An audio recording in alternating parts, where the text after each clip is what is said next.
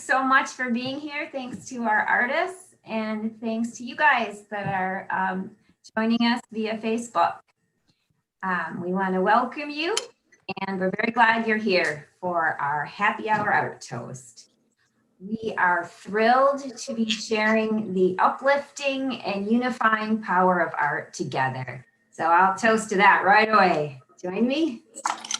Cheers. Cheers. Cheers.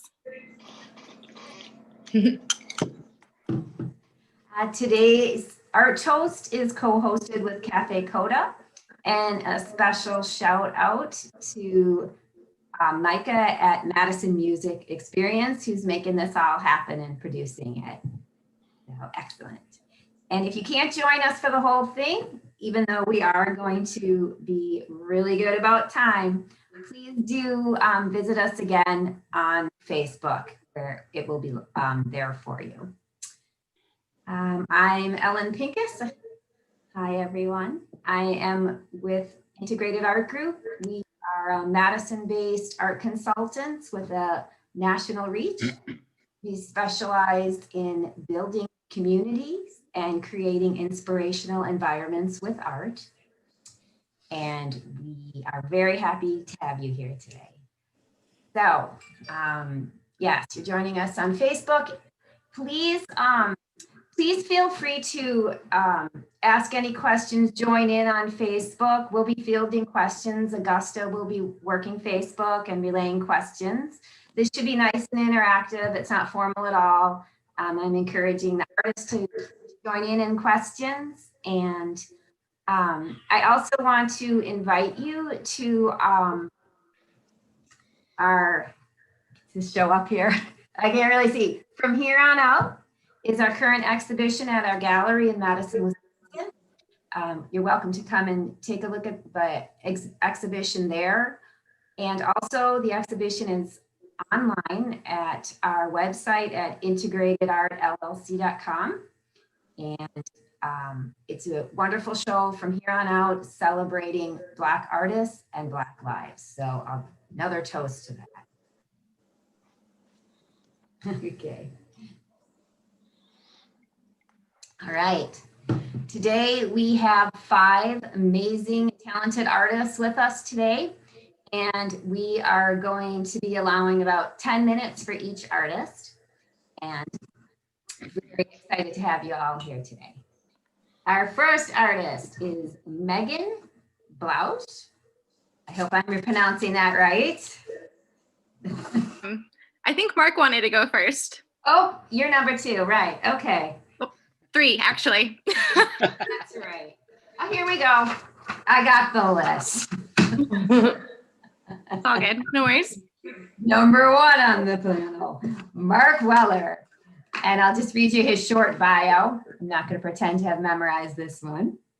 Mark Weller is a Wisconsin native, and he is born and raised in the Lake Michigan port town of Manitowoc.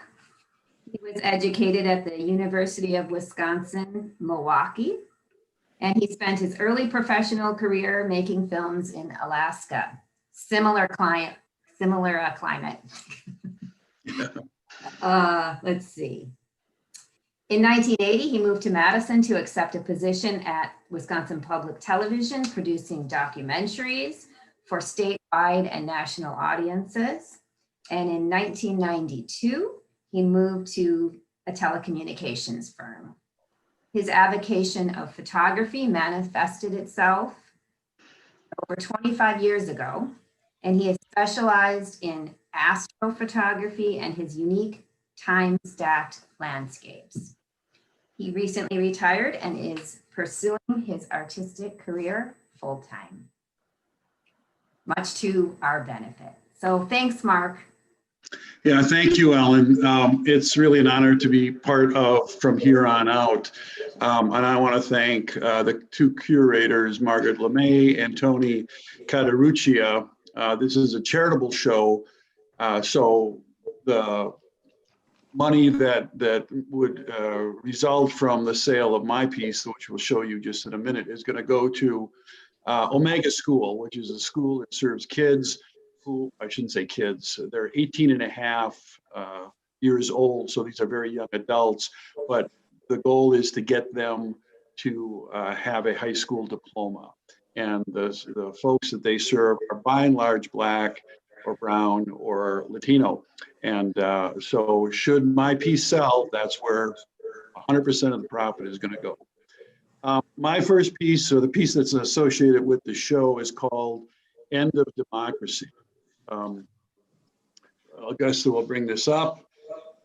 So I was in a trip to Washington, D.C. In early September. My son actually got married. And I spent a lot of time in DC. I usually go to the National Gallery. I love that place. There's lots of galleries in Washington. And because of COVID, that wasn't going to happen. And we all headed out to the National Gallery. I didn't even know that we had a National Arboretum. But it's just what you would think. A bunch of trees, bunch of plants, bunch of walking paths. It's quite a delightful place. Well, we came across these Corinthian columns, about, I don't know, 10, 15, maybe 18, that were sitting on top of a hill. And they just really looked out of place. There's a plaque there, and we found out that originally that this was part of the national U.S. Capitol. In the Eisenhower administration, they needed more space, and they did some remodeling, and they put in a new portico, and these were homeless. So they made this monument out in the middle of the Arboretum.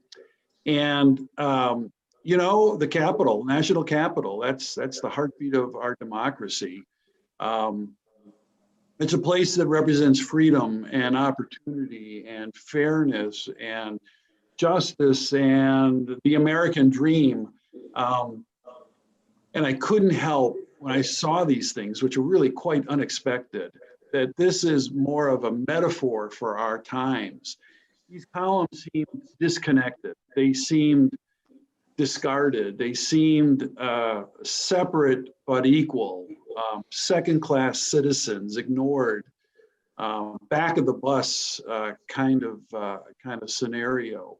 And in my mind, that these leftovers kind of seem to have forgotten the concept of liberty and justice for all. So my art, my allegorical image, my contribution to this conversation seeks to make a statement that is apropos to our time and our place in history.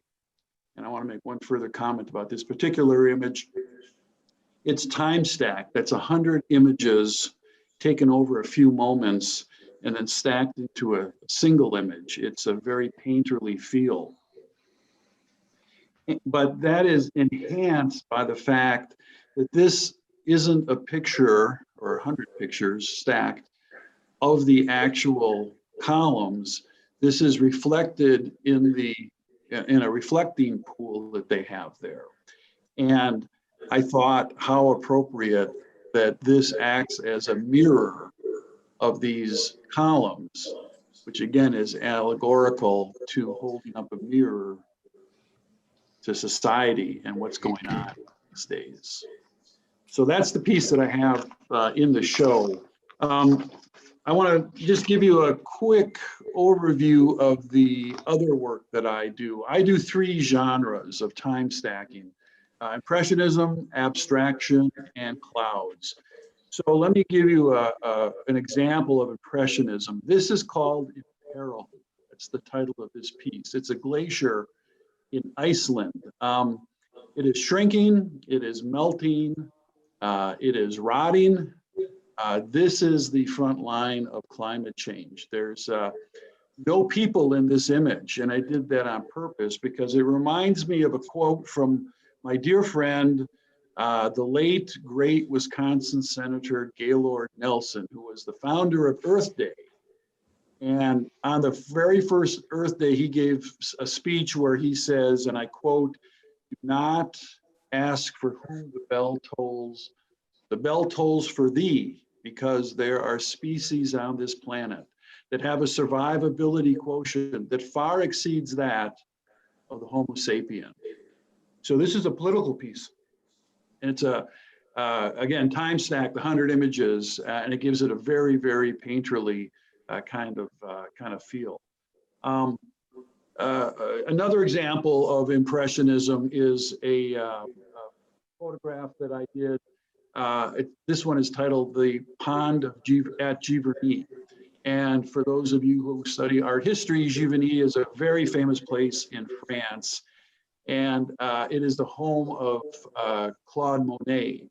And I am a huge fan, and I've been royally influenced by his style and his interpretation of nature.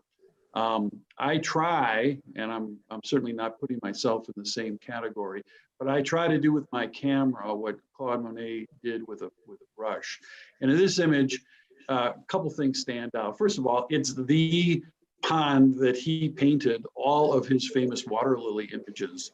And just to be there is really quite, quite a wonderful, wonderful experience. The weeping willow trees that are on the top of the frame are trees that he actually planted.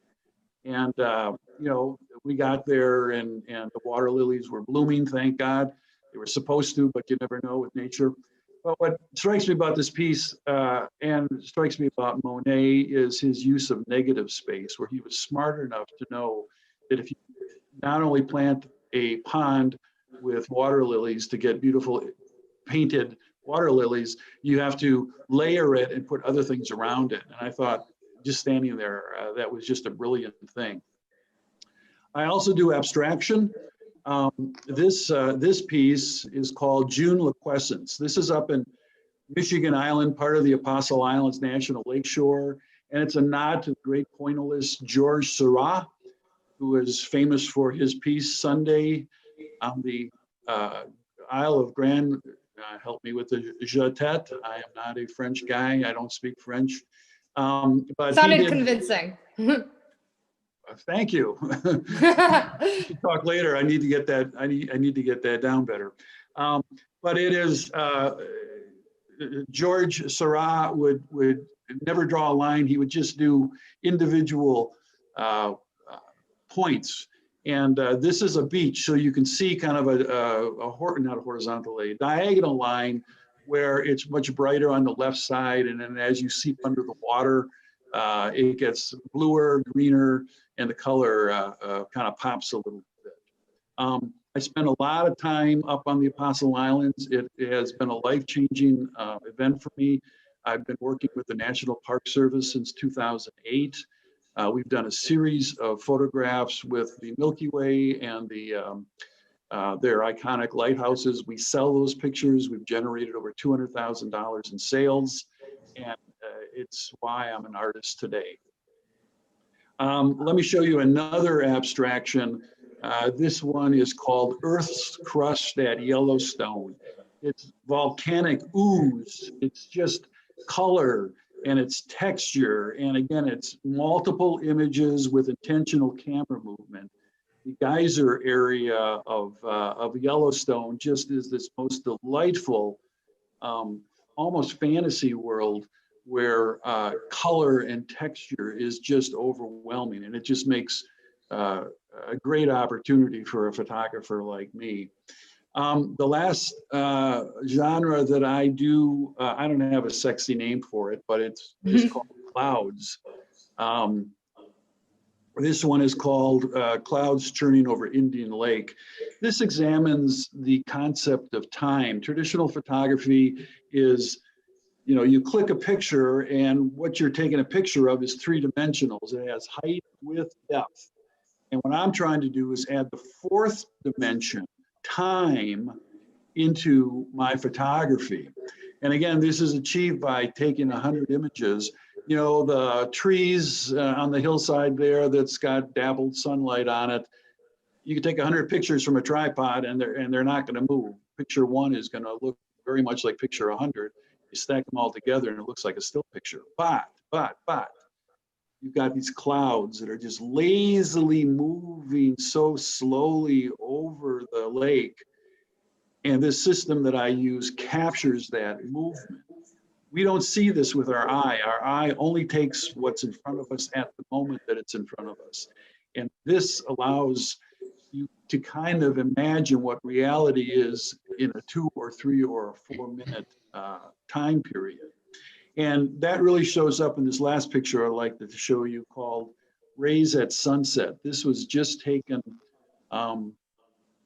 about a month ago. You'll notice the sun is setting on the far left. It's right there at the horizon. And who amongst us hasn't watched the sunset, where the color of the clouds change almost instantaneously? And it just, you know, you watch it and you see it's green, or it starts a blue sky and white clouds, and then it gets pink and gold and just all kinds of colors. So I've been chasing this this image for about 5 years, and I'm just so delighted that I got it. And it was just one of those moments where the conditions were right, the wind was right, the clouds were right, the composition was right, and you know, here we are in this pandemic, and it's been really tough for all of the artists here, I'm sure. And I was just so incredibly delighted to be able to capture something that I've been chasing for a number of years. So again, I want to thank Integrated Art and Tony and Margaret, and I hope to sell my first picture that we looked at, because that's the one that will raise money for Omega School. Thank you. Thanks so much, Mark. That was a wonderful presentation of your work. It really adds dimension. That would be, I guess, the 5th dimension. Explain your art. I mean, there's so much beauty there to begin with, and then the context behind it is really fascinating. If we have time, I'll give you a tour of my studio here, but let's do that last. Let's see what others have to say about their art. Okay, that sounds great. Thank you so much, Mark. Next artist is it Jennika? Did I write it Yeah, down? that's right. Okay, excellent. Thank you, Jennika. I'll read your short bio. Jennika earned her Bachelor's of Fine Arts from the UW-Madison in 2013. Much of her work is the personal folklore of motifs and characters that share stories of navigation through the dark and the light of her psyche. Bastian's freelance work includes illustrating a young fantasy series, installation design for the Burning Man Festival, outdoor illuminated sculptures for the Madison Gardens, live painting and murals. Bastian has exhibited her work widely and regionally and internationally. So thank you so much for being here today. And tell us about your art. Hi. So yeah, my name's Jennika Bastian. Thanks everyone for being here tonight, and thanks everyone who's worked in helping put this together. So yeah, along with that, this time during quarantine, I've really been starting to explore more specific folklores and mythologies that are present in a lot of different cultures. And I have decided to put a lot of time into exploring Greek mythology. So that's been one thing that I've been really delving into during quarantine. So I'll give you guys a little tour of my studio. Flip around my screen one sec. Oh, wait, how do you flip around a screen? I'm so sorry. Does anyone know? Oh, no, I found it. All right. Okay. Classic Zoom move. All right, so I'm going to start with this piece right here. And this is the piece that I'm selling through this group show here on out. And this is titled Nyx. And in Greek mythology, Nyx is the primordial goddess of the personification of night. And she is said to be so powerful that even Zeus fears her. So if you look closely, you can see that her hair and her lips are glittering into the night sky, along with some of her eyebrows and eyelashes. And she is conjuring a crescent moon orchid that's very much inspired by a Luna moth. And she's also donning the moonstone jawbone of a nocturnal creature. So 25% of the funds of this piece, if it's sold, are going to go to the NAACP. This next piece over here is titled The Rapture of Psyche. And this piece is a mixed racial female lover version of William Bouguereau's very famous painting, which is titled The Abduction of Psyche. And in Greek mythos, Psyche, who's the woman on the left, was the most beautiful mortal in the lands and was so lovely that even Aphrodite, the goddess of love or of beauty, was overcome with jealousy and ordered her son, and in this piece, daughter, Eros, the goddess of love, to use her powers to make Psyche fall in love with the ugliest, most vile creature in the world. And she agreed, but as soon as Eros laid eyes on Psyche, she fell madly in love with her. Nice. Hey, can we see a little bit more close up? Oh, absolutely. Yeah. Yeah, I'll do a little bit of a kind of like a pan of it. Your use of blending is fantastic. Oh, thank you so much. You're welcome. Yeah. And what is the medium that you paint in? Oh yeah, so these are all in oil paints. Yeah, everything I'm showing tonight is oil paints. Nice. Thank you so much. You're welcome. Yeah, so I guess these two pieces over here, these were not part of the Greek mythology series, but these are paper mache masks that I made a while ago, and they're around here, so I'll show you guys them. Yeah, so thank you. Yeah, so this piece here is another one in my Greek mythology series. It's my take on Medusa. So often the artwork I've personally seen of Medusa portrays her identity as being defined by her cursed appearance and powers, which were punishment for her being raped in the temple of Athena. And in this piece, I really wanted to depict her as just thriving and having a really chill self-care day, just hanging out, knitting sweaters and decorations for her snakes. So kind of showing a lighter, more humorous side to her character. And the snakes are all doing different interesting things. This one's wearing a pom-pom, and this one's snoozing, dreaming of snake things. This one's like, ooh, what's up there? What's up there? And then this one's my favorite one, wearing a bonnet. Yeah. That's adorable. Oh, thank you so much. Yeah, so this one over here is my femme take on the Greek god of the sea, Poseidon. If you look closely, you can see pearls that are adorning her face, and on her earlobes are two little nudie branches, which are some interesting types of sea slugs. And her shirt is made out of a plastic bag found drifting in the ocean. So a little nod to the conversation of the ocean pollution.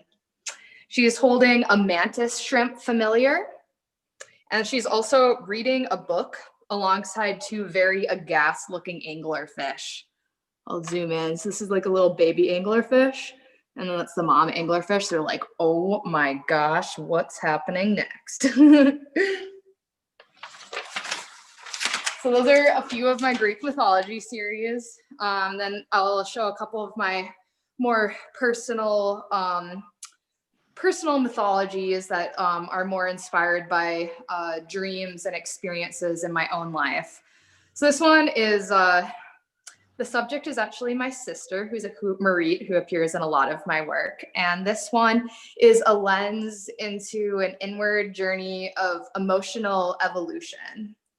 The figure is closing her eyes and is looking through a growing organic portal hung with blank, fluttering tapestries. In many myths, snakes are often seen as representing transformation, and moths as ease of movement in the darkness, seeking out metaphorical light. So those are some of the things I was thinking about while painting that. This is one I'm currently working on that's not quite done. A little work in medium-sized work in progress. She's a warrior girl creating a homemade pair of red shoes. So you can see she's sewing. and she's being visited by an albino sparrow. And then I've got a few really whimsical pieces to show you guys at the end. This one's an interesting little woodsy armadillo forest spirit, and her shell is gnarled wood grain, and her skin and fur are growing moss and lichen. And atop her head is a mushroom that is a mediocre umbrella, and I personally think a pretty top-notch fancy hat. And armadillos are often seen as symbols of setting healthy boundaries. And this was a fun, intentional piece of meditating on this concept. This is a really tiny little one of my most tiny pieces ever. This one's a rosy maple moth who's playing the world's tiniest violin that she stole from Mr. Krabs from SpongeBob, if anyone gets the reference. Anyone? Is anyone on the Zoom call? No? Okay, no. I was laughing, but I really don't need it. Absolutely. Nice. And then I don't know if I'm have enough time. Am I still good on time? Yeah, you are. Yep, you have about 2 minutes. Okay, this is my last piece that I was going to show. So I do. I do a lot of pet portraits as well, and this was a gift to my mom. This is my this is a whimsical take of my dog Rosie as a fruit bat, because we call her little bat girl because she looks so much like a bat, and she's just, I don't know, it's so funny. Her ears are so big, and I just got the image of her as a fruit bat, and I painted her in a little strawberry patch. So she's licking her lips because she's eating all these little strawberries. So yeah, that's the one I'll leave it on. Nice. Oh, Jennika, that was great. We have about a minute left. Okay. Does anyone have any questions they would like to ask Jennika? Do you, first off, I love like how creative each piece is. It's so unique. Do you like sketch beforehand, or do you just kind of go with it? Like if it comes to you, do you just start painting, or? Yeah, thank you so much. And it really depends for each piece. I honestly, like, sometimes I just get a little bit impatient when I'm supposed to do like a concept sketch or something like that. So when a client asks me for that, sometimes I'm just like, oh, it's because I want to make everything like, I don't know. I feel like I'm a pretty much a perfectionist when it comes to art oftentimes. And I just, if I'm going to do a concept sketch, I want to just like end up making it a finished sketch and taking a really long time on it. So I usually, for my paintings, I usually just do the sketches straight on the canvas. But if it's something that's like really specific to the composition, like the piece behind me right here, this one's like just really, really symmetrical and relies a lot more on composition than some of the other ones, which I feel like, I don't know. I mean, they rely on the composition, but they're not just like incredibly specific to like one side being the same as the other and stuff like that. So I don't know, some of my pieces are a lot more flowy and just kind of evolve how they evolve, and then some pieces it's rarer, but some pieces I like really plan out. But yeah. Cool. Thank you. Yeah, Thank you so much, Jennika. Thank you. Amazing. It was great for you to bring us into your world and see your amazing interpretations of myths and meet your dog. Right. Yeah. I wish she was here so you guys could actually meet her. Then you'd be like, she is a bat. But thanks. Wonderful. Congratulations on your art. Thanks. And thanks for your time. Mm-hmm. And next we have Megan Bloesch. Yes. So thanks for joining us. It's Bloesch. It's Bloesch. silent. Okay, It's Swiss German, you know. Megan. Megan, And, yeah. and I'll just read your bio for you. Okay. Megan is a graduate of the University of Wisconsin-Madison, Stevens Point, and she has a BFA in studio art and a BA in arts management. She has a background in drawing, painting, and printmaking. Her work is a time for her to meditate. She paints intuitively and emotionally as she expresses her thoughts through creating color and texture. Her work has been exhibited extensively regionally, and her work can be found in many collections across the country. She currently lives and works in Madison, Wisconsin. We're so glad you're here today.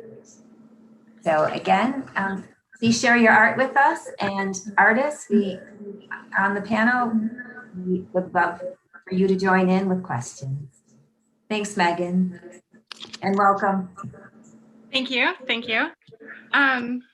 Well, the piece that I have accepted in-house at Marzen is titled Equivalence. I don't have it here with me tonight, obviously, but I do have a print available, so I'll go grab that quick to show. Okay.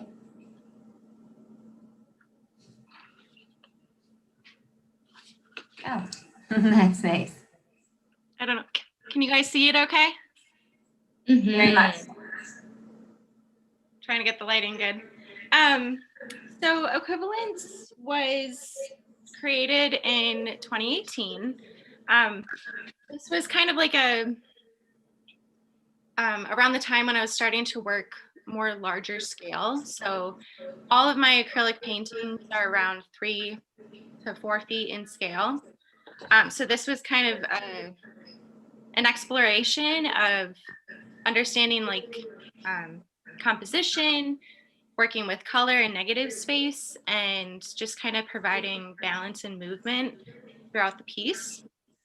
So when I first actually started making this piece, I had it this way. And then as I was developing it, adding different colors and like different textures to it, originally I noticed that there was kind of like an abstracted infinity symbol in the piece, and that just really resonated with me to, I guess, you know, everything is temporary in life, and like there's a balance, light and dark to everything. So I was exploring, you know, different gestural and line work, and like the actual piece is textured with acrylic medium, so it kind of provides like a more rigid surface in some of the more heavily layered areas. But then I flipped it this way, and I was noticing that it looked kind of like the back of a female figure.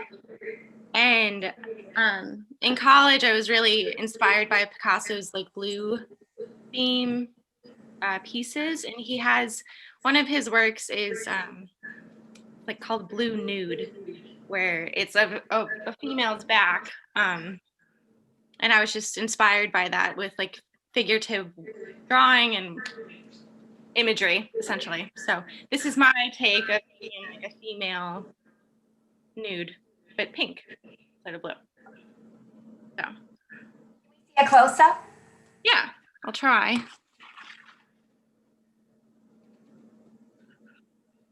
Nice.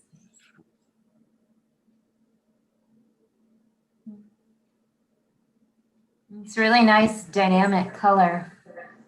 Thank you.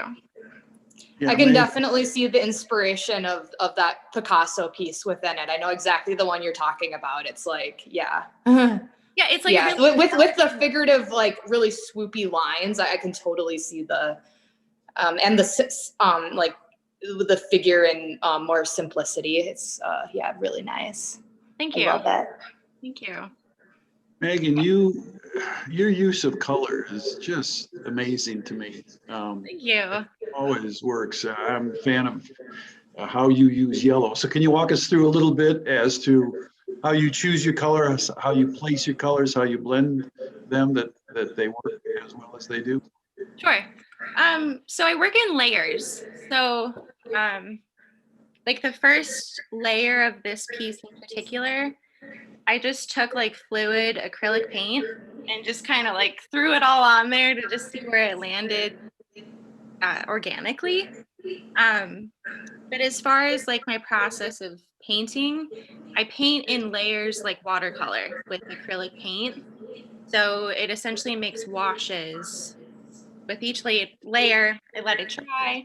So I'm kind of like working on like, typically I work on 3 different paintings at once. So I'm kind of doing a little bit here and there.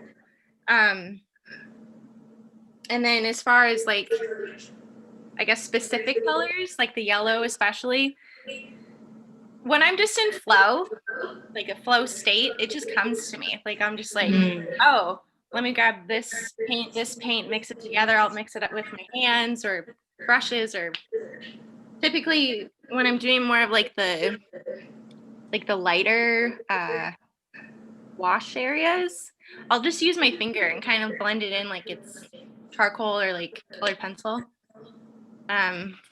Just to kind of provide like, you know, so you don't lose those like really delicate details of like the different textures. It's kind of hard to see. My lighting sucks. But I'm getting it. yeah. Well, So, it really works. I'm a huge fan of what I've seen of your work. thank you. So that process kind of goes with the rest of my work. I have the other 6 pieces that are part of this exhibition here with me tonight. So I'm going to move my screen and show you guys. And then Great. I was kind of thinking of just, because everything, there's 6, so it's just 2, 2, and 2. That sound good?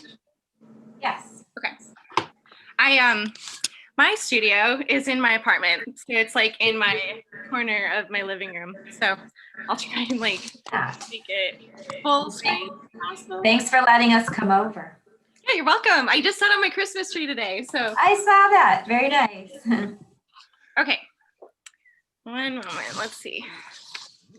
Maybe it'd be easier. Let's just do this.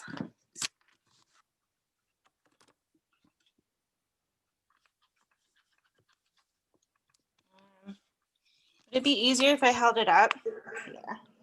Yeah, that's better. Okay. Yeah, just angle wise. So, can you guys see it okay? I'm trying to. Yeah. Yep. Mm-hmm. So, these are my 2 lions. They represent, I see them as a pair. I mean, one cannot complete, itself without the other. But the male represents strength and protection, and the female, she represents like empowerment, like female protection. You know, when lions, when they're in like a pack, the females hunt. Like they're the ones that are like providing for the whole family. So in this piece, I kind of wanted to really embrace her essence of like her feminine power. So like she kind of has like pink up here as like that's like her aura of her color, I guess.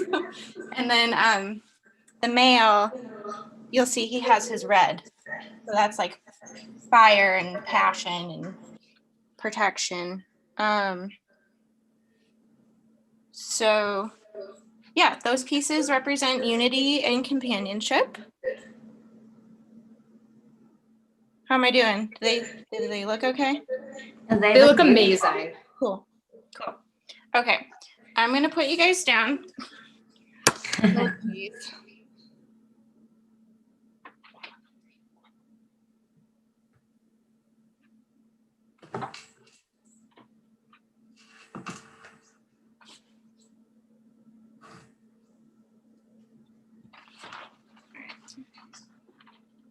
see if this will work.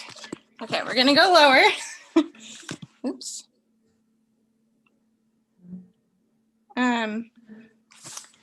So these two now, it's called Connection.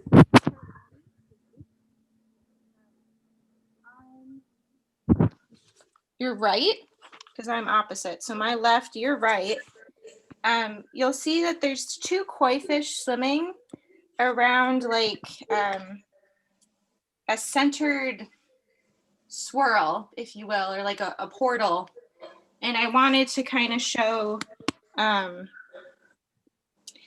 guess, again, along the concept of like yin and yang, like light and dark. So there's a white koi fish.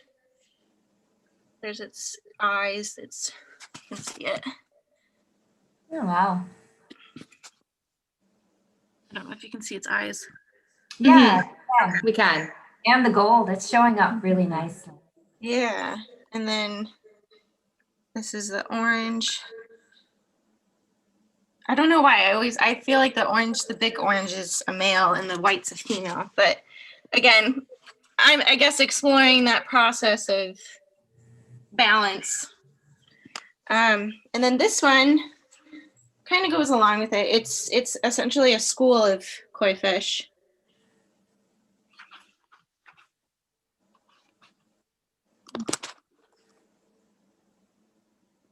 And is this the same process in terms of materials as your other one? Yeah, it's just these were more impressionistic, if that makes sense. Like they were more just like loose and just more expression was involved with like the mark making. These were the lines were created after all of these other works, so that's why they're more developed, I guess, where there's like the focus of the lion's eyes and stuff. Yeah, it's nice. It's like a blending of the more abstract and the... I'm sorry, what? It's a beautiful blending of the more abstract and the representational. Thank you. Thank you. It's really successful. Mm-hmm. And then the last two I'll grab. Okay. They're gonna, how am I doing on time? You're a little bit over, but we do want to see the other two. Okay. All right, I'll be really quick. Okay.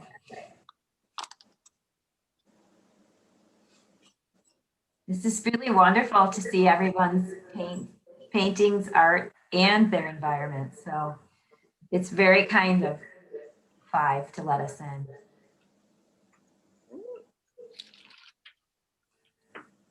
Do that. It'll work. All right. So these two pieces are called Was It All a Dream?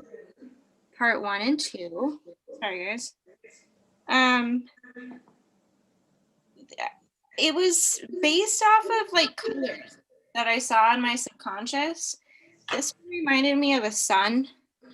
And this one, you know, when I developed it, it was like, I kept seeing like wildflowers and like a field, like a meadow. But then flipped this way,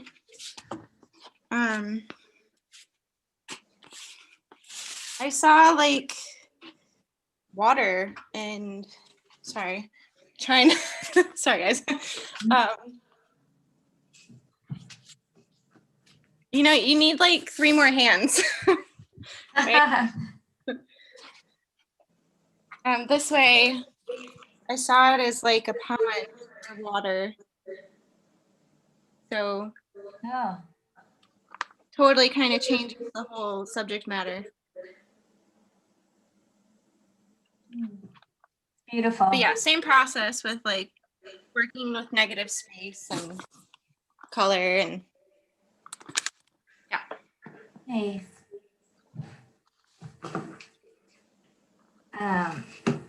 But thank you. Well, thank you so much, Megan. That was Thank you for the time. wonderful. could look at that all day. Thank you. But we will we'll bring it to the next artist, and thanks so much. And you can see Megan's work as the other artists online and at the gallery. And our next artist is Madison Golden. Thanks for being here today, Madison. Hi, thank you for having me. Madison is a graduate of the University of Wisconsin-Madison with a degree in art and an emphasis in graphic design and a certificate in design studies. Her passion for art began at a young age when she started painting and drawing. She works in a range of mediums, including metalworking, drawing, printmaking, animation, video, and audio. Golden is passionate about art and education and works as a graphic designer and an instructional designer. So thank you, Madison, and we're looking forward to seeing some of that art behind you. Hi, thank you. Yeah, that's what I'm going to start with because, like you said, I've in a variety of mediums, which definitely impacts my practice and the way I go about my work. So I'll just move the webcam a little bit. So this piece right here, I don't know how well you can see it, and I do apologize for that, but that's the piece that I have in the show. And I can talk about that a little bit more. Mostly what I have up aside from that is printmaking work. These two small ones at the bottom are not mine, but the rest is. And then that's an example of a painting up there. I'm sorry, I cannot get you any closer than that. Yeah, it's okay. So, because, and that's not including the digital component of my work either, but I thought I'd read the artist statement because I feel like it's the best synopsis about the underlying thematic thread that goes through my work despite the changes in medium. So in my work, I explore the complexities of perception through collage, animation, illustration, and painting. I attempt to present viewers with an alternative approaches to understanding the people and world around them through surreal combinations of places and people. By being exposed to these alternatives, I hope people will begin to question the world around them, the systems, policies, and history that have brought us to the present day. And in our polarized climate, it's really easy to be entrenched in echo chambers and seeing only one perspective. And I think only by challenging that and showing ways to think about the things that we see every day can we really develop being, living, and understanding one another. So as far as the two pieces that I have in this show, they're both kind of from my current collaging phase. So the first is this one.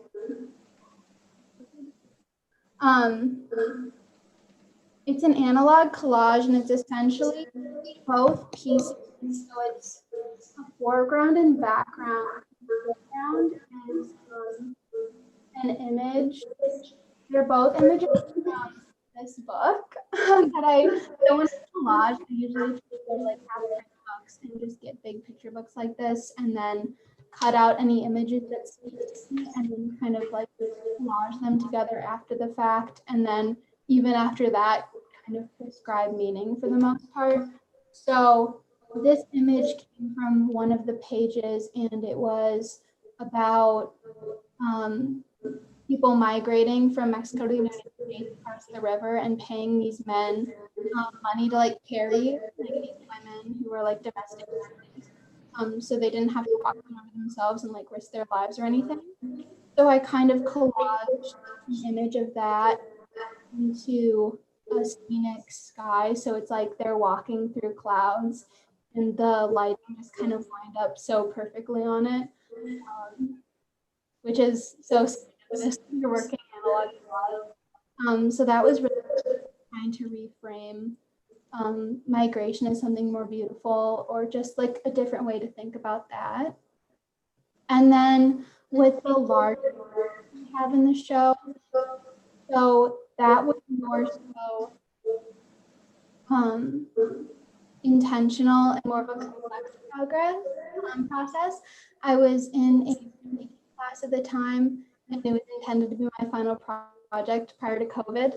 But I essentially was trying to combine collage and printmaking, and the common thread that I wanted to have for my printmaking pieces for the semester was dealing with portals and kind of illustrated metric backgrounds to kind of just focus on what I want to focus on, because I think there's a lot of complexities in using found images because you prescribe a lot of meaning into an image that you don't necessarily want. And so I wanted to really isolate those and put them in more of a neutral background so it wasn't so complex and just kind of manipulate the environment more. But I essentially took a bunch of found images, cut them out, scanned them from these books, and then dropped them all into Photoshop on pop art inspired background and just kind of saw what stuck. And what I really wanted to do with that is place images together that I thought would inspire some response. So one of the image portions, like a little boy with binoculars, like a bunch of girls' skirts. So it's like things like that. Like, look at it, and there's obviously like that come up and like things like thematically to that.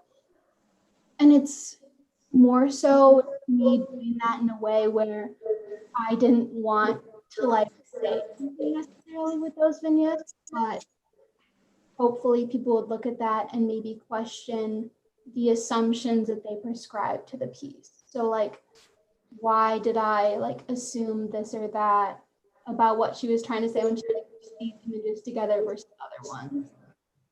And I think that is a larger theme in my work, challenging people's perception and things along those lines. But yeah, those are my pieces. And right now, I'm doing a lot more drawing, just more accessible to people that obviously don't have access to printmaking studio or anything like that. But still, definitely a lot of the same, the way we look at the world and like how our perception kind of controls our reality.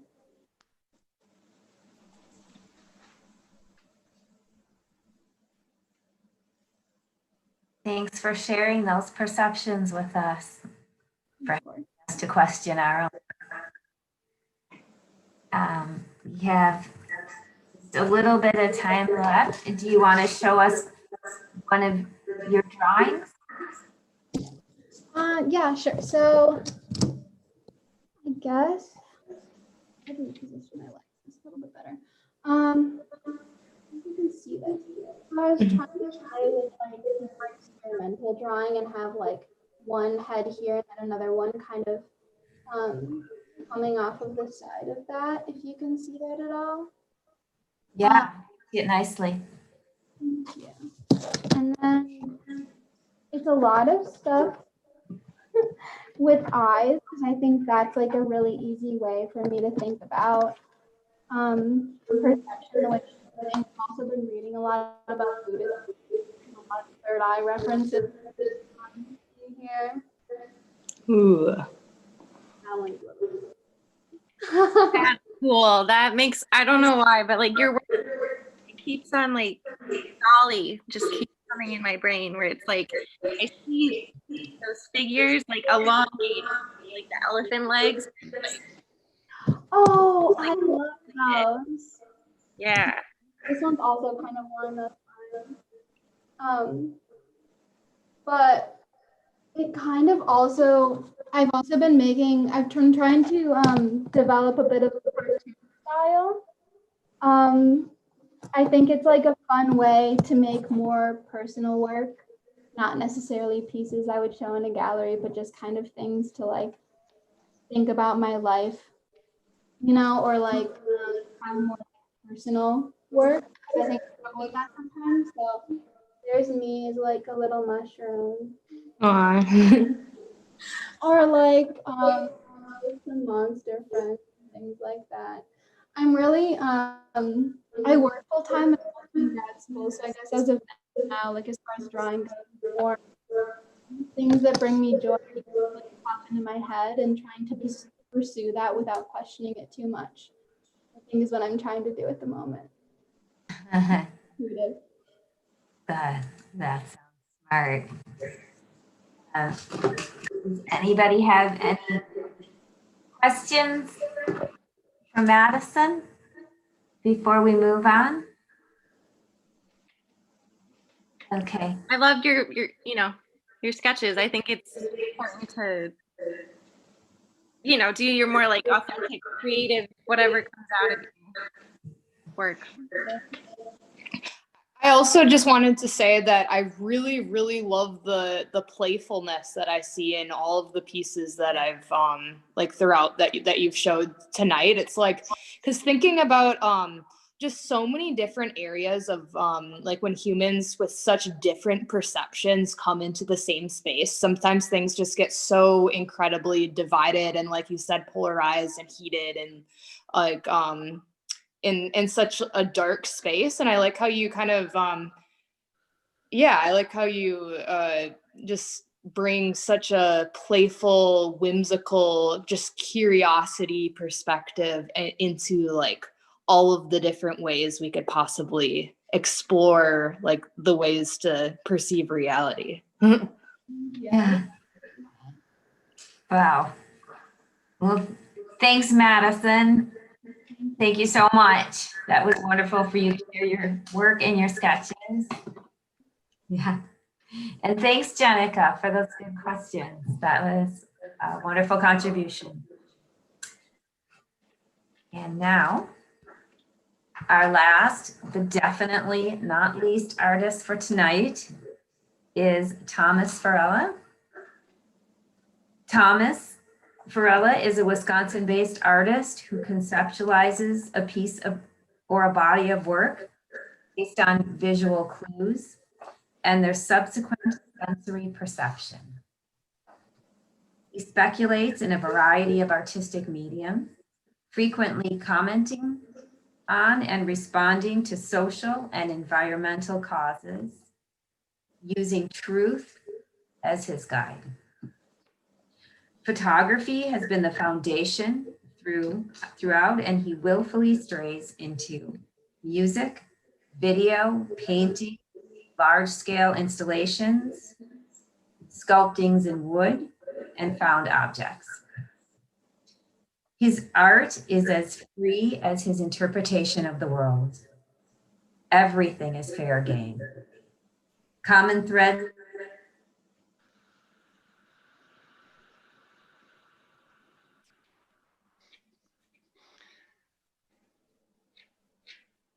Did she freeze? Common Yeah. threads exist, but I consider them irrelevant. So that's the end of my statement. Hello, Ellen. I'll just carry on until she comes back. But that's not the original statement I submitted for the show, because I'm getting sort of tired with artist statements. What I submitted was, I make no excuses, which I think sums it up more and more for me to kind of keep things more and more simple. They weren't a fan of that statement, so they must have grabbed the other statement off my website. I'm proud to be a part of this show. A lot of my work is political. I say what's on my mind, and you'll see what that's all about. I'm happy to be invited to this thing because it actually got me motivated to clean my studio. So I'm going to show you a little bit of what I do. Some background so you're aware is I am not a trained artist. I have never taken a lesson in anything. I have taught myself everything that you'll see.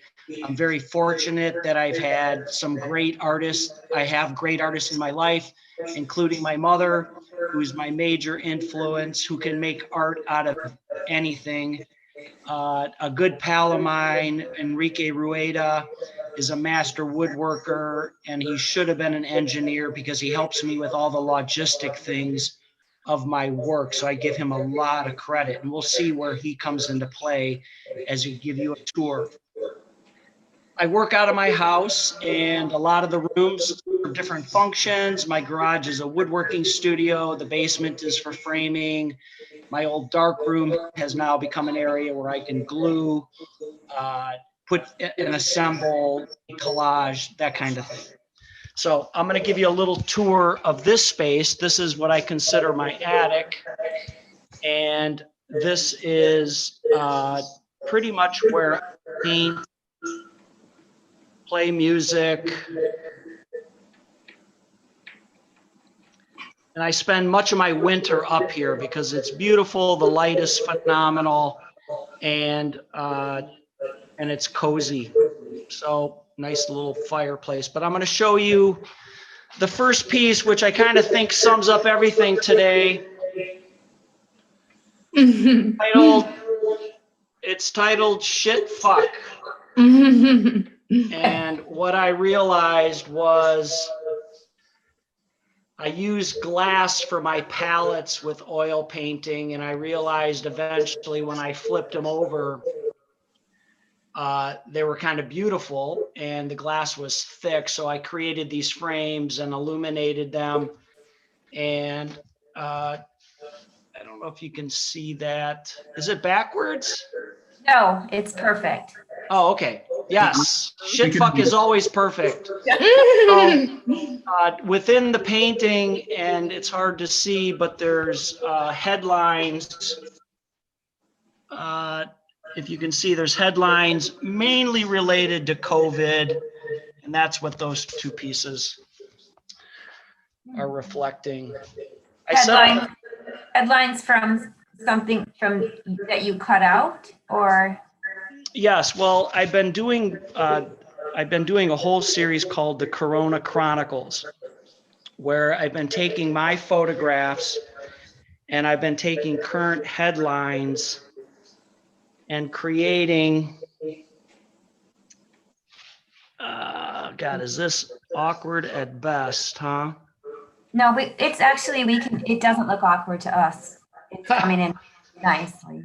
Okay, so I've been collecting headlines, ripping them out, and doing sort of poetic diary-like documentation of the events of today. I'm not sure if you can read these. We can, some of them. Okay, so the first one is an image of all Black men, and it says, "How we broke America, a society built with blood, by killing African Americans, the lost voices." And I'll go up, tell me if you can see it, with the Martin Luther King image. Yes. And so I've been assembling these pieces, and I've done about 50 of these, documenting the current dilemma. And the UW Archives is now cataloging them, as well as the State Historical Society. Along the political vein, and similar to what I have in the show at Marzen, is my flag series. These are done with real money that have been dyed, and I've sewn them together. The stars have been origamied. The piece I have at Marzen is a flag that's completely black. The other flags I've done in this series, one is completely red and burned. And the fourth one is made out of Chinese money, again, dyed and origamied and sewn as the American flag. Hey, can we see a close-up of the stars, of the folds? Sorry, it's just kind of Yep, we can see it. No, we can see the stitches. Is that? Yeah. Mm-hmm. Took me a long time to figure this out, and I give credit for Josh Schwaff, the tailor on Willie Street, who helped me with the first flag, Oh, because I couldn't quite figure out how to do that. And I was just completely unsuccessful for a good year.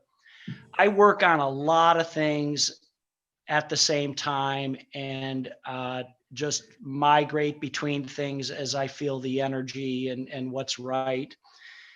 In this same vein, I have set up here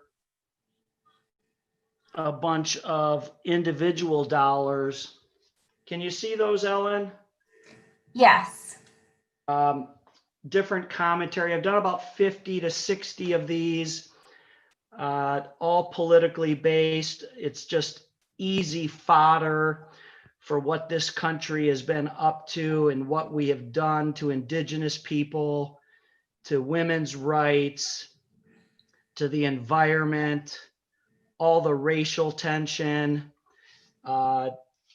It's a pretty intense commentary. God, I don't see it. But if you say you can see it, that's great. This is a chandelier from a show I had in Cuba. Can you see the face on that? Yes. These are chandeliers I built. It was called One World.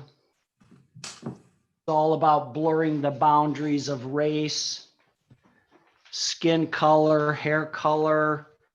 And it comes out of a series of portraits I did.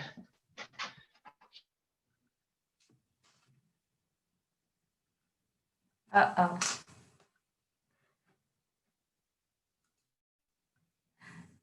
Did we lose him? I think so.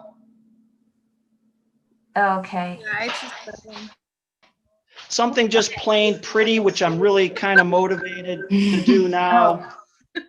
Hey, Thomas. Yep. I'm sorry, you froze there for a little bit, so we might have missed the last section. I'm moving on anyways, but Okay. I've been burning wood and creating sculptures. Are the images all washed out to you guys? Or is it just because I'm looking at them from an angle? Are they sort of gray and white? No, this should be brilliant gold, and this should be brilliant gold with a beautiful red butterfly in the middle. Actually, I do see that. Can you zoom in a little closer? Let me turn down the lights maybe. Oh, yeah, I see that now. The closer you get, the more we can see. And anyways, these several pieces of wood were meant to move. Cool. And they're painted, and I've got about 8 of these done. The more recent one is this 8-foot piece right here. Well, that's a little bit better. The lighting looks better, but you can kind of see this. I'm just starting to paint this geometric forms on this large totem. Mm.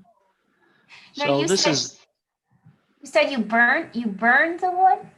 I find interesting pieces of wood and then I burn them and I dye them and sand them and work them, and then I eventually paint on them. So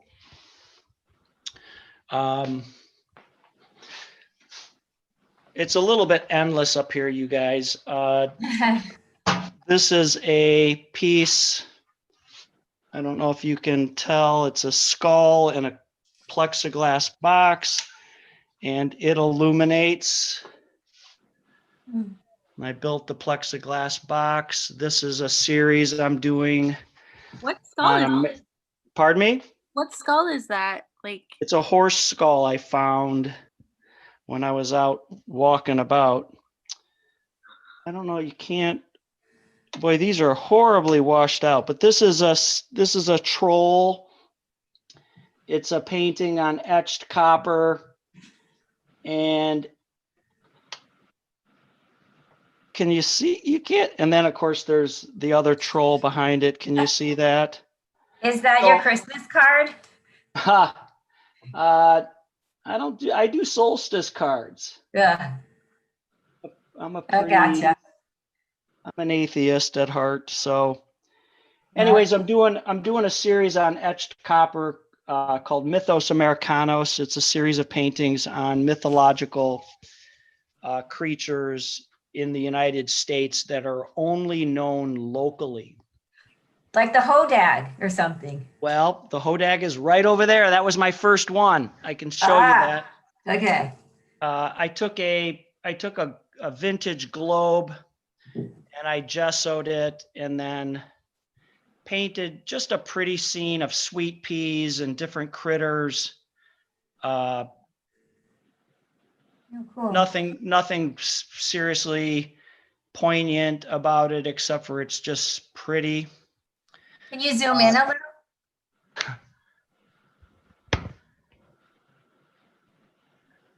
Can you see the hawk? Oh, yeah, now we can, yeah. Super hyper painted, realistic, which is becoming a little bit annoying to me. I'm trying to free up my painting skills. I took a burned baseball bat and found these gears here, and you can see that it moves. And I just painted this sort of woodland fairy creature, and then just beautiful flowers and nothing more than just plain old pretty and a little bit interesting that you get to interact with it by moving it around. So that's kind of my new fascination, is to burn wood and then work the wood so they sculpturally become interesting. Sorry. How do you burn the wood? Either in bonfires with friends of mine, or more recently, I've been using a propane torch to control the burn a little bit better. I'm doing a collaborative project with Kevin Schaefer, and we're passing pieces back and forth. And this is one of the pieces that's getting close to being done. There, it gives you an idea. What is the object in the middle? It looks like it's like the vantage point is like going inward. Yeah, it's a table with bumblebees and pumpkins. It's like a room, and it's a series of circular wood pieces with a night sky and a satellite overhead. And the whole piece is framed with beer can cut out from the backside. This has been a 5-year project where Kevin and I are exchanging pieces, and we discuss it a little bit back and forth, but for the most part, we leave it up to each other to surprise the hell out of, each other. And when the piece comes back home, to work on it. Another piece called Witness, again, exploring that glass palette and stenciling words on the front of it. I want to do more of that and get into a body of work. This is these are paintings called Insects, INSEX, and they're oil on metal and just meant to be beautiful and nothing more than that. Boy, why is my color just washed out? Or are you guys seeing real color? No comment. It might be auto correcting for low light. Yeah, sorry about that.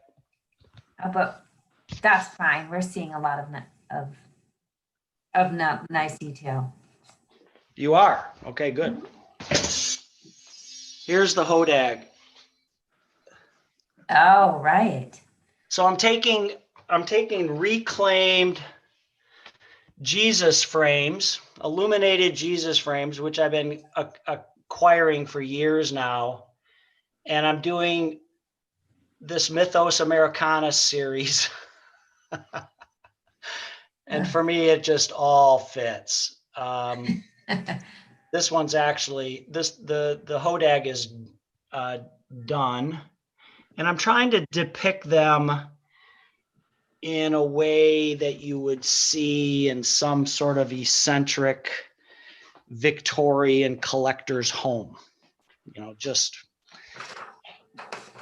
along that vein. So, okay, that's my tour and I'm sticking to it.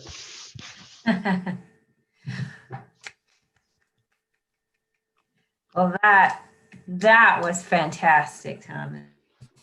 Thank you so much. That was tremendous variety. Decorative to all out current political important. Yeah, I take a lot of heat for doing what I do. I've heard it from galleries and I've heard it from individuals and collectors and whatnot.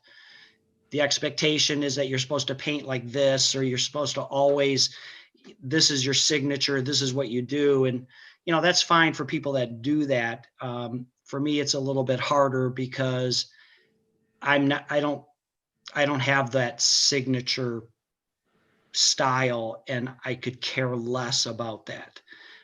For me, it's living the life as an artist that I see, that I want to live and explore and create. And really it is visual cues that set me off. And then I will just learn whatever I can in technique and whatnot to bring that to fruition.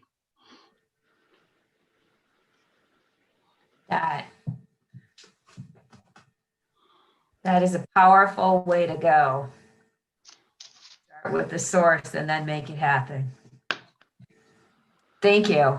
Thank you so much. Welcome. Thanks for inviting me. Yeah.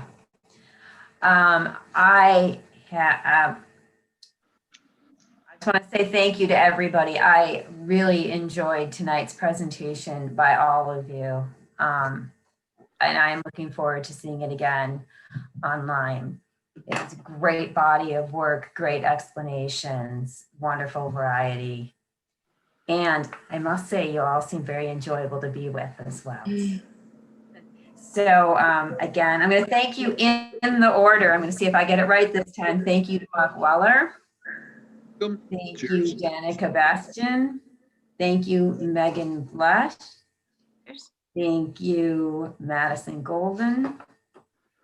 And thank you, Thomas Ferrella. And thank you for all of you who have joined us tonight.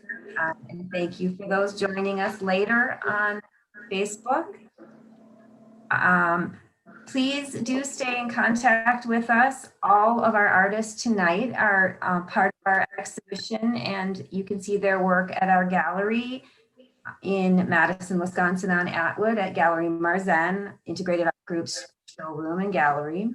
You can also see more of their work at our website at integratedartllc.com.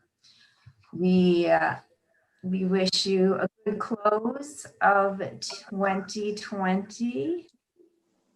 And, oh, how about a toast to what's coming in 2021? Cheers. Cheers, everybody. Cheers so much. And thank you all again. And have a wonderful evening, everyone. Thank you. Thank you. Thank you. Thank you. Bye. See you. Bye-bye.